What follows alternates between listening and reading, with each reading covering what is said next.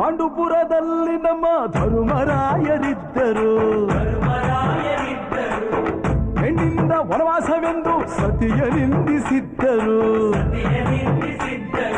ಅತ್ತಳಮ್ಮ ದ್ರೌಪದಿಯು ಅಮ್ಮ ಅಣ್ಣಮ್ಮ ಎಂದು ಮಾನವತಿ ಹೆಣ್ಣಿಗೊಂದು ಸ್ಥಾನ ಕೊಡುಬಾರೆ ಎಂದು ಸೀರೆ ಉಡಿಸಿ ಬಳೆಯ ತೊಡಿಸಿ, ಸೀರೆ ಉಡಿಸಿ ಬಳೆಯ ತೊಡಿಸಿ ತಾಳಿ ಕಟ್ಟಿಸಿ, ಹೆಣ್ಣು ಇಲ್ಲದೆ ಧರ್ಮ ಇಲ್ಲ ಎಂದು ಬೋಧಿಸಿ, ಧರ್ಮನಿಗೆ ತಲೆಗೆ ಏಳು, ಧರ್ಮನಿಗೆ ತಲೆಗೆ ಏಳು ಮಡಿಕೆ ಕೂರಿಸಿ, ಕೈಗೆ ಕತ್ತಿ ಕೊಟ್ಟು ಕರಗ ಶಕ್ತಿ ತೋರಿಸಿ, ನನ್ನನ್ನು ಶಂಕಿಸಿದರೆ,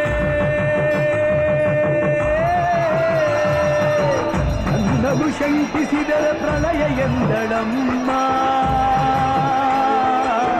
ನನಗೆ ನಡೆದುಕೊಂಡ್ರೆ, ನನಗೆ ನಡೆದುಕೊಂಡ್ರೆ ವಿಜಯ ಎಂದಳಮ್ಮ.